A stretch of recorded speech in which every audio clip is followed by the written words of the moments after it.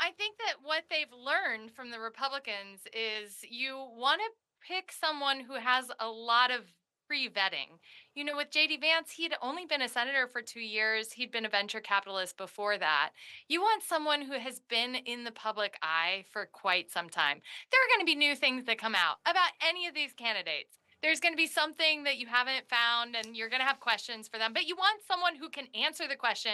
And on JD Vance, he's been given multiple opportunities to denounce his comments, and he keeps trying to lean in on, going against cat ladies, and he hasn't apologized yet for the comment that people who do not have children don't have as much of a stake in our country's future. Let's turn our attention to the United States of America, though, first, where Kamala Harris has to make her mind up, doesn't she, pretty soon about her choice of running mate and pick her Veep. One person who it won't be is Roy Cooper, the governor of North Carolina. He has just ruled himself out of the race. Meanwhile, on the Republican side, JD Vance, who's confirmed as Donald Trump's wingman for November, has been making a name for himself. This interview clip took center stage this week.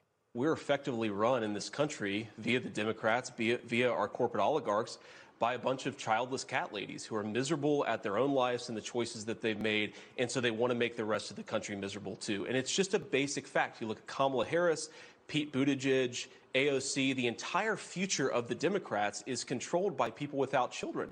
And how does it make any sense that we've turned our country over to people who don't really have a direct stake in it? Well, that earned him the ire of none other than Jennifer Aniston, who saw his comments as hurtful to women who aren't able to have children, something that she herself has talked about. With all that in mind, I think it's worth us taking a closer look at what it means to be Vice President of the United States. Why does the choice of VP matter? What does the job actually involve? And who's it going to be? Let's speak to Joanna Masker, who is a former White House Director of Press under President Barack Obama. Joanna, good evening. Great to be here. And the Republican strategist, Amy Tarkanian. Hello, Amy. Hi, thank you for having me. A real pleasure. Thank you both for your company. Joanna, let me start with you. Who's your pick? Who is likely to be flanking Kamala Harris in November? Well, I would say Senator Mark Kelly from Arizona fits a lot of what Kamala Harris might need. On the questions that they'll have for Kamala Harris, obviously, border security is something that the Trump administration is going to throw out quite a bit.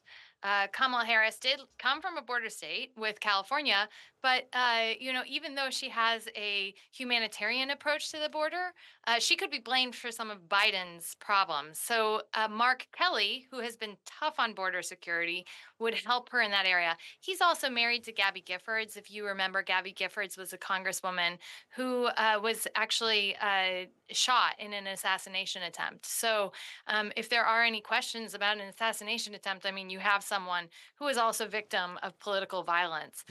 He has been dedicated public servant his entire life. He was an astronaut. He was in the military, and he even drove a ambulance when he was in high school. He was the son of police officers. And so he's got kind of a bio that would appeal to a lot of people in America. There are some others.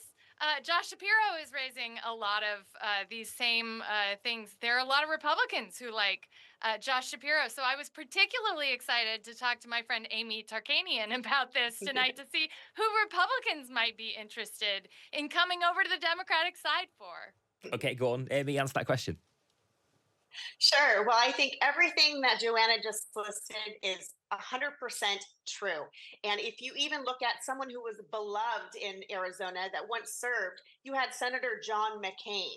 And so his wife and daughter, they've already come public and said, if Kamala chooses Senator Mark Kelly, the Republicans are in a lot of trouble because Mark Kelly also sits in that seat that John McCain once held. And so he's very well respected. And on paper and in person, he looks and sounds phenomenal. He's also a very dedicated family man.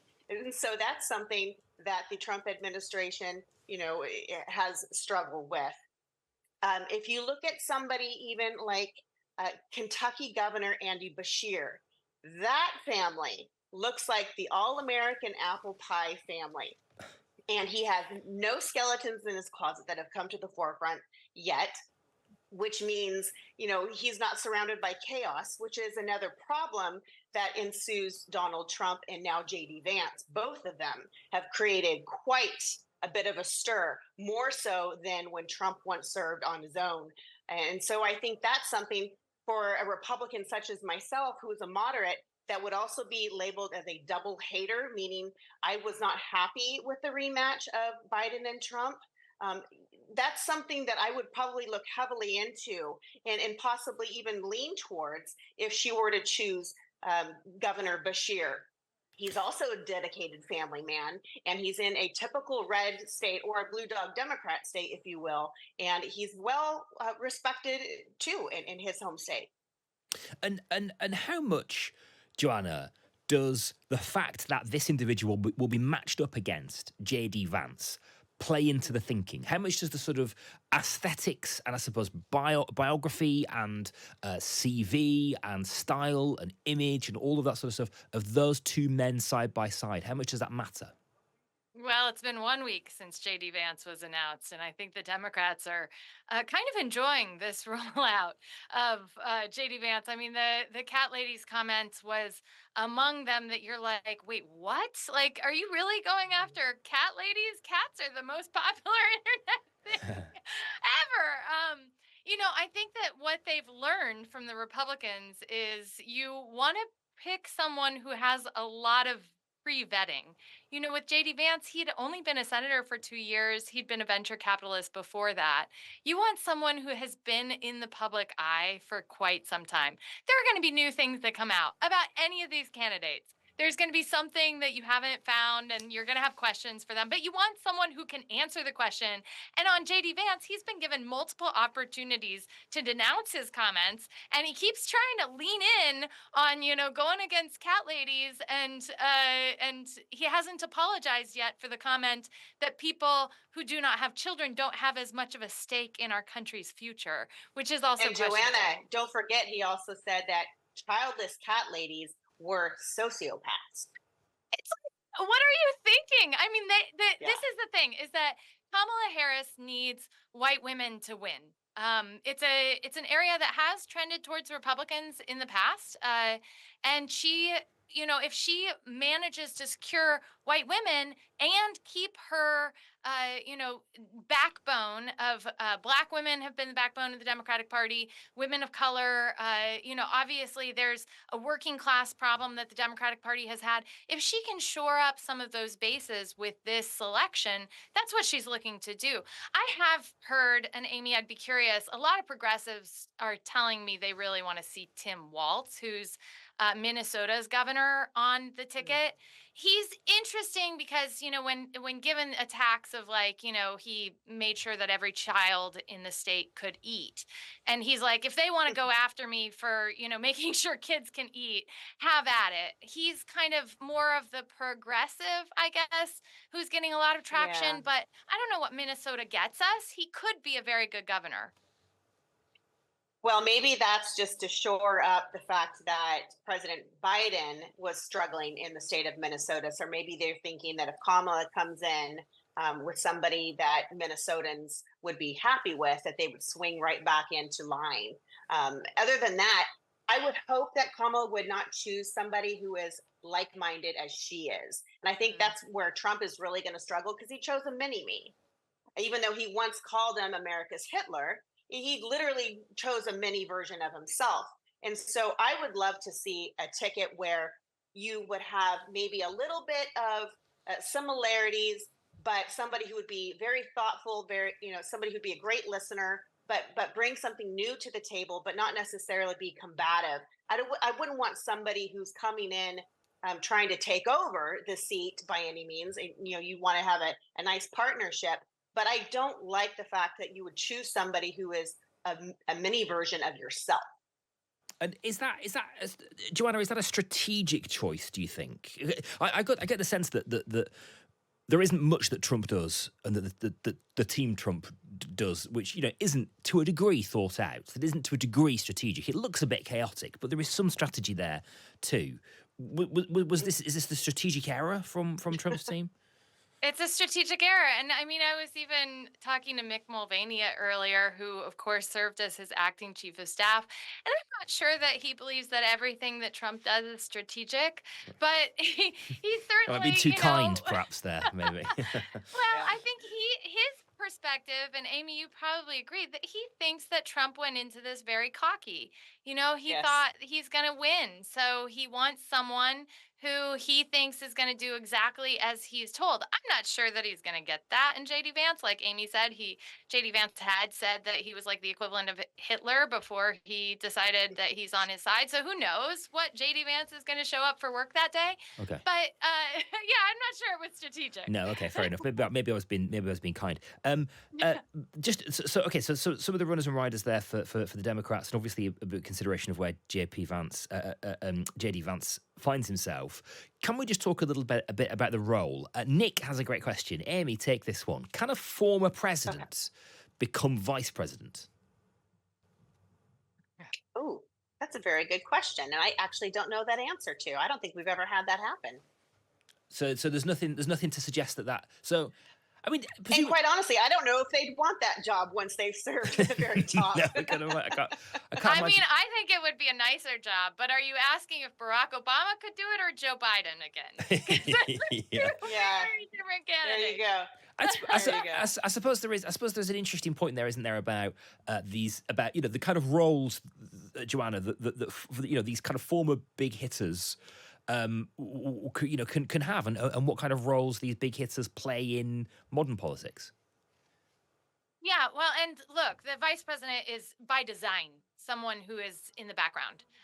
They are supposed to do a lot of the legislative work. That's the role that Biden played.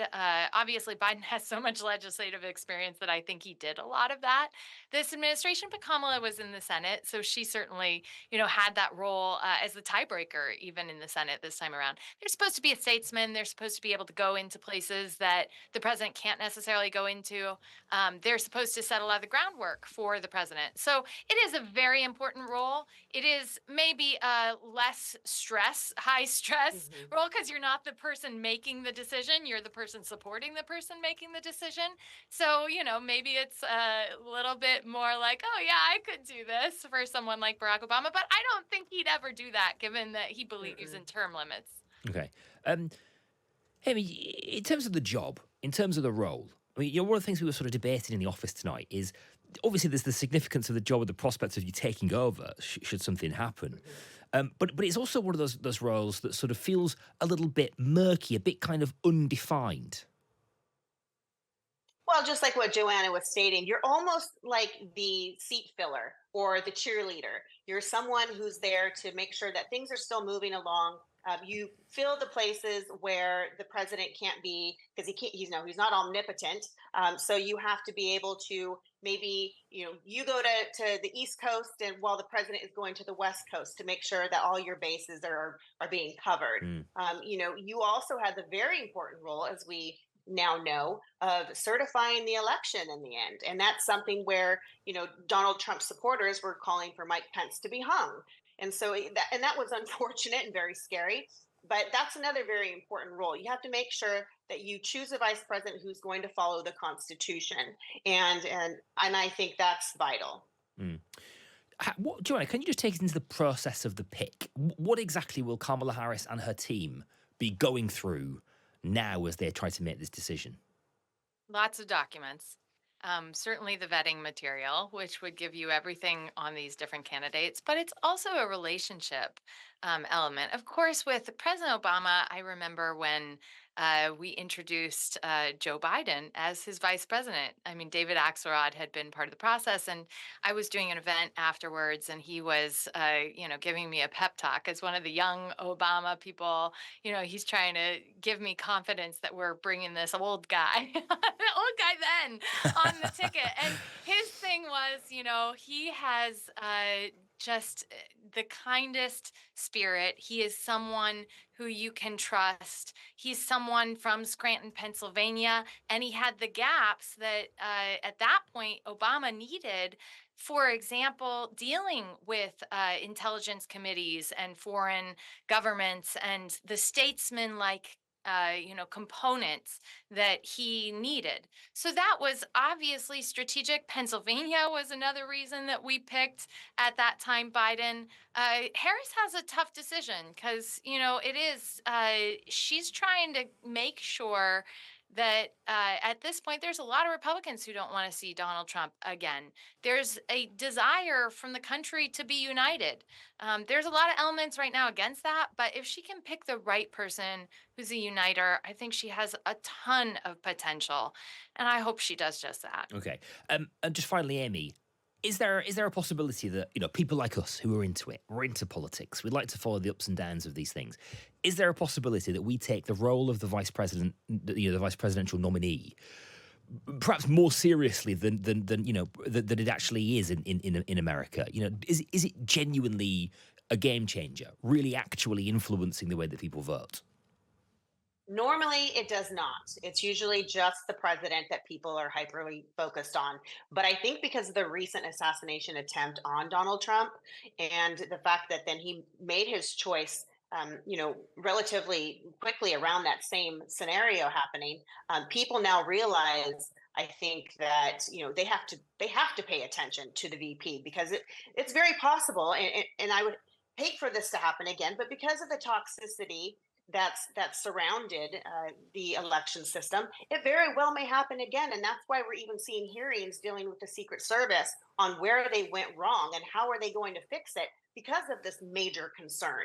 And so I think you have people that are actually paying more close attention. In fact, I've spoken to a couple of my friends who were not political savvy at all, and they said, we do not like JD Vance, can't swallow, voting for Donald Trump. We're waiting to see who Kamala Harris chooses, even though we're not in line fully with her policy issues. And so you do have people, I think, who have woken up that were maybe a little bit more apathetic prior to that event happening. Okay, really interesting. Amy Tarkanian, excuse me, a Republican strategist. Thank you for your time tonight. And Joanna Masker, former White House Director of Press under Barack Obama, now the CEO of the Global Situation Room. Lovely having your company, both of you tonight. Amy, Joanna, thank you so much.